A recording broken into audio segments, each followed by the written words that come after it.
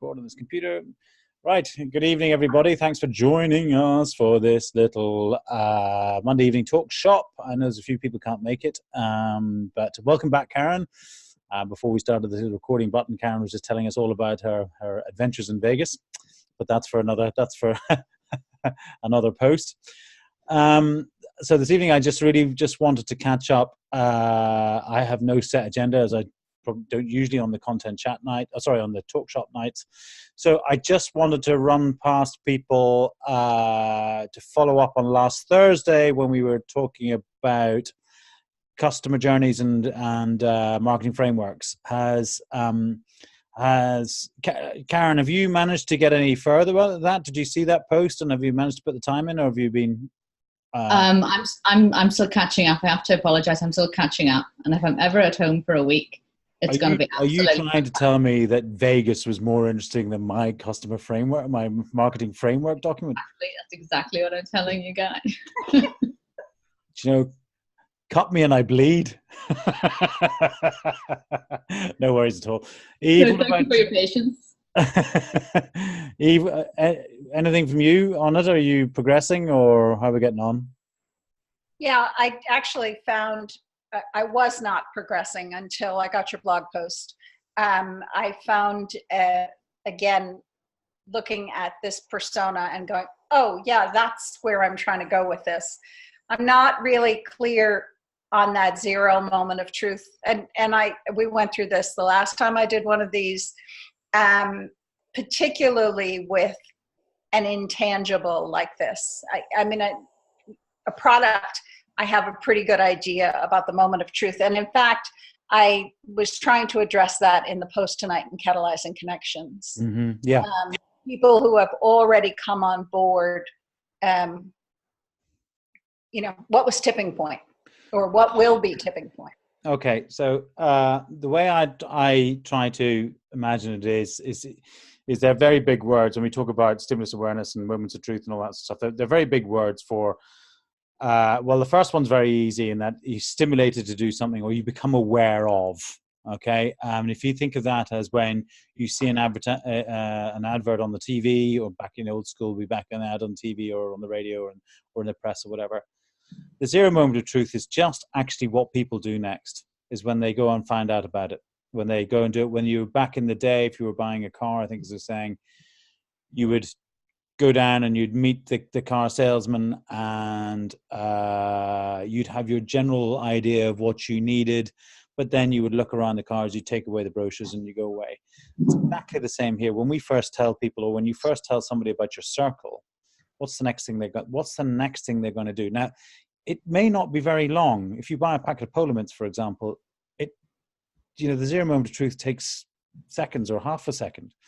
And it may be the same on this one, that if the vast majority of your initial members coming in, that they've got an experience with you as Eve Early and the groups that they've already done, then there's probably not going to be a huge amount of zero moment of truth in there. They're actually, the difficulty for them is not going to be doing the research on you. It'll be, if Eve says it's a good thing, then Eve says it's a good thing, and so I'm going to go and do it. And then in that first moment of truth, don't think of it necessarily as a sale, but it's when what does that person have to do to make that first actual commitment to doing something? Not a lifelong commitment to you, or a commitment necessarily to buy something off you, but that first point of when they actually go, yeah, I'm interested. Okay, what do I have to do now? And in each of those areas, their needs have changed in each one of those. And so that's all we're trying to identify. So if they don't have, in that zero moment of truth, if they don't have a huge amount of need, not a big issue. Not a big issue. Does that make a bit more sense? Yes, no? Definitely, yeah. Yeah. So we've got to go about identifying what their need is then. Yeah. So if you haven't managed to watch last Thursday's video, I take it. I glanced over something. Watch and the video. Through some of the steps. Yeah, honestly, watch the video, because this is actually the core of what we're going to do, and you will identify a number of needs, not just one, but a number of them. Okay, and the key thing to take away from that marketing framework is there is those 5 stages, and doesn't matter whether you're selling pills, polos, polo cars, polo t-shirts, polo horses or polo ponies, doesn't really matter. They all go through the same process, okay, which does actually mean that you can break it down into very little chunks. And as soon as you do that, your life will become so much simpler, honestly. Thank you. You see, the stimulus awareness, so is that two different things in that one stage? So the stimulus would be, I don't know, you're feeling hungry. The awareness is you're in the shop, you see the polo mints. Yeah, exactly. See an ad or exactly right. So if it's an ad that kicks you into it, or reminds you of it, or makes you aware of, look, get fresher breath. All right, okay. So I'm being Polo mints give you fresher breath or whatever. Maybe suddenly I'm aware of Polo mints, or Bismarang. Okay, originally the Facebook group went up there. You created a group, and then you, I don't know, you started posting about it, etc. That's the awareness. Okay, the stimulus is quite often there's a general rule of thumb that you need to touch people 7 times on something that they don't know about. You have to touch them about 7 times before they will take that next stage. Okay, so that stimulus awareness, actually the first time you touch them, you're probably making them aware. And the second, third, fourth, fifth time or whatever, you're stimulating them to do something else, okay. Or to take that next stage. The whole game in the marketing framework is to move people from stimulus and awareness into zero moment of truth, into first moment of truth, into second moment of truth, into the ultimate, and then back in, and either back through the same process again or into another funnel or marketing framework where, so let's say we're talking about I'm buying a photocopier all the way through, and then actually what I want to do is I get into the second moment of truth, and the first time there's a call out, I'm going to sell them another product such as a warranty or whatever it may be. That takes them out and then into another funnel or another moment of truth theory. Yeah. So yeah, and that's because of that 7 touch thing is why there's that stimulus and awareness, because it's you can group it all into one. Does that make sense? Cool. Anybody? Any other questions? No, you don't have to make them up if you don't want to. So I'm going. Shane was going to say, "Don't make the video too short. Don't make the video too short." No. So I will try and get you another one out tomorrow. That covers off going through the needs, the messaging, and the media analysis. But it's pretty simple. As in, just once you've done that, the initial customer journey bit. Put the lines in, the conversion lines where you want them to be. Those are the dotted lines between each of those phases, and then just work your way through. So in this stimulus and awareness phase, what do they need? And it's usually pretty general. So in the one that we were talking about with Pizza Do, they have a general need to feed their kids, and it'd be generally something different. When you get into that next research phase, their needs have changed. They're a bit more specific now. In that particular one, they're okay. Is this nutritious for me? I'm going to give this to my children. Is it nutritious? Am I going to have to be spending a lot of time making it? Blah, blah, blah, blah, blah, all the way through. And in that, once you get them through that first, that second stage, or that zero moment of truth, that first moment of truth is when they're going to commit something. In this case, it was going to commit some cash, or it could be that you can literally pick it out of the shelf and put it in the basket, or they're going to click the buy button or whatever it may be. What is the point? What is the thing, the need that they need to satisfy that will kick them over into that next stage? Or, sorry, not kick them over, attract them into that next stage. Okay, so it could be price. It could be, it's the real, in this stage, it comes down to the real practicalities of, do I really want to do this right now? Okay, it could be price. It could be that little sweetener that takes them on to the next thing, or that little piece of information that goes, yeah, actually, do you know what? This is the one that I need to answer. And the second moment of truth is just actually how you deliver the product and how you deliver that service, and so on. Oh, somebody's gone ping. So yeah, it's break it down to those bite-sized chunks. And Eve, don't worry about getting it right first time, honestly, because I know what you're like. You're a worrier. and don't just get the basics down. Sometimes the faster you do it, the better it is that first time around. Okay. Part of the problem is not that I am perfectionistic or I overthink anything. No shit. I'm having trouble with, for instance, one of my groups separating out the case for Bismarang from the case for my group. And I really need to be focused on the case for my group. Okay. The case, one of the reasons why I really like Bismarang and the way we're going about this, I know we talk quite a lot about Mighty Networks, and you're right to talk about Mighty Networks. And I'm just going to touch this again.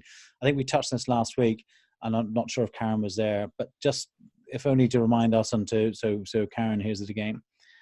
The beauty about running a circle or attracting a circle or people into a circle in Bismarang, rather than creating a new Mighty Network and them joining that Mighty Network, is that in fact you look at the amount of work that you have to do just for your particular circle. The more of your circle members that you can get to join other circles means that they will come into Bismarang more regularly, and it's not entirely incumbent on you to ensure that your circle is good enough to draw them in each and every day. Okay, it is all the other groups around them, that the other 2 or 3 or 4 groups that they join, that help lessen that or lighten that load for you. So, and again, that's why we're taking it very small steps at the moment. Bring the people in that you know to start with. Bit like network marketing, okay? Bring the people in that you know first, because you're going to learn from them, you're going to learn what works for them, and then you can then start tying down the message for all those other people. So just think about it, this next stage, we're just going to this next stage on the 3rd of June, we're going to talk to the Bismarang Facebook group. That's it. Okay. We're not going to ask them for money. We're just going to ask them come in and say, come in and try it. And see what you think and give us your feedback and all that sort of stuff. The main one that you might want to worry about, start getting into real detail, is when we come to September, and we're really going to big push then, a big recruitment push in, and we're going to ask people to pay. Okay. But bear in mind, in that stage, you'll have 2 or 3 months of work with existing customers under your belt. And we'll go through this whole process again. And I promise you, there will be your customer persona will have changed, and the needs analysis will have changed. And as a consequence, the messaging will have changed as well. All right. And we'll have also tied down the actions that they need to go through on each of on that recruitment process. All right. Okay. So our tasks for Thursday. Okay, you were cutting off a wee bit there, but it's fine, I think. Okay, can you hear me now? Can you hear me now? Or maybe so not. What I'm going to do is I'm just going to stop sharing my video. Can you hear me now? Can you hear me? No. So Hello, Guy? Yeah, I've stopped sharing my video. Hello, Guy, you can hear us now? I can hear you. Can you hear me? Hello? Hello? Yeah, sort of. Okay, so I've stopped sharing my video. I can hear you now, yes. Yeah, I've stopped sharing my video to keep the bandwidth down. No. Okay. Great. Can you hear me now? No. Oh, I'm going to do this thing again. Yes. Well, I'm just going to flip over onto my other broadband. Hello, Guy? Yeah, hang on a second. I'll be with you in a second. I'll be with you in a second. Can you hear me now?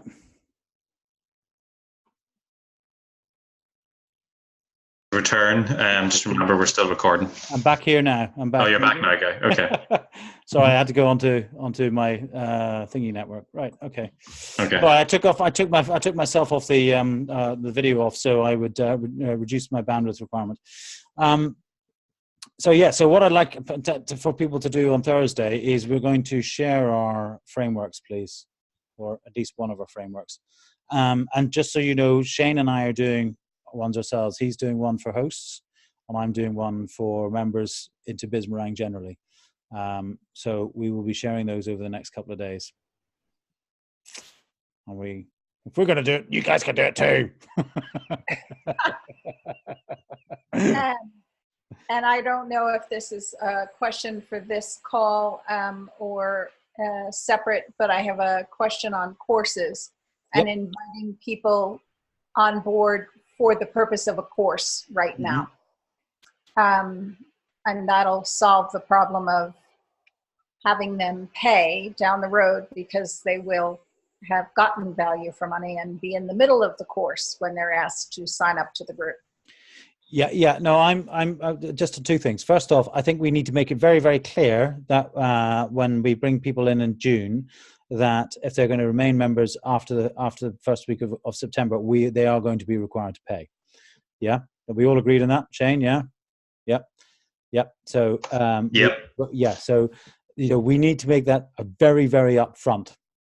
We can also turn it into a sales point that you're going to get the first 3 months free or whatever it may be. Yeah. The last thing we want to do is for people to feel that they're being basically that we're doing a bait and switch, that this is all free, and then suddenly, oh no, actually we're charging you now, and they'll be like, what? So we need to make it clear from the very start. We will be charging you, but we have this 3-month free trial. The second thing on the courses, though, is that the way I'm going to do it on the Wannapreneur one is we're going to set, when you do a Wannapreneur course, actually the course will be free, but you will pay a monthly fee to join the circle that goes with it. So when you're doing the course itself, you will be in the circle that is essentially the training to be a Wannapreneur, or doing the Wannapreneur course. But when you've graduated from the course, then you can come and join the big boys in the full Wannapreneur circle. And the Wannapreneurs, both circles will cost the same amount of money, but when you've graduated, you move from one to the next. So the point being is you don't necessarily have to charge for both if you don't want to, Eve. On that, we had a very successful call last week with Mighty Networks about the first phase of the sort of the overview of the payment system. And we've got more detail coming on that tomorrow, but it's looking pretty good that you can bulk order, you can bulk group, you can create offers if needs be, and all that sort of stuff. And it should be down to a circle/group level. So it's going to be, it seems reasonably comprehensive. And normal story here will be that we will try it in its basic forms first before we start getting into complexity. So there we go.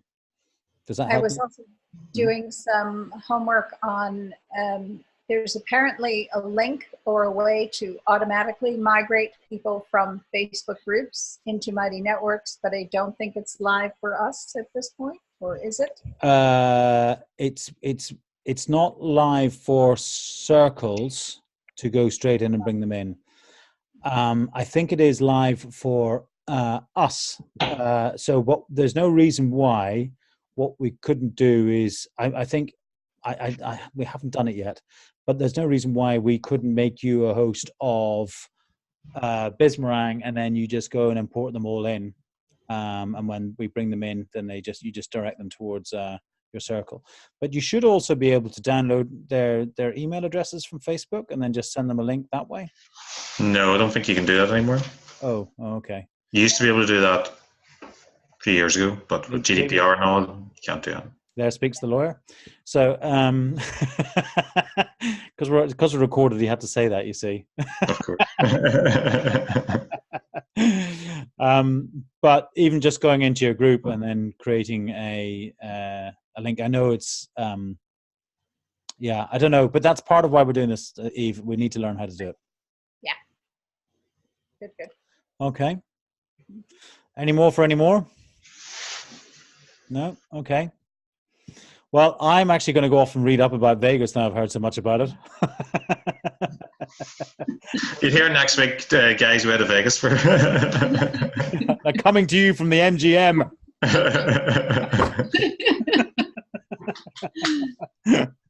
Right. Any more? No? No. Okay, so I'm just going to end the recording now, and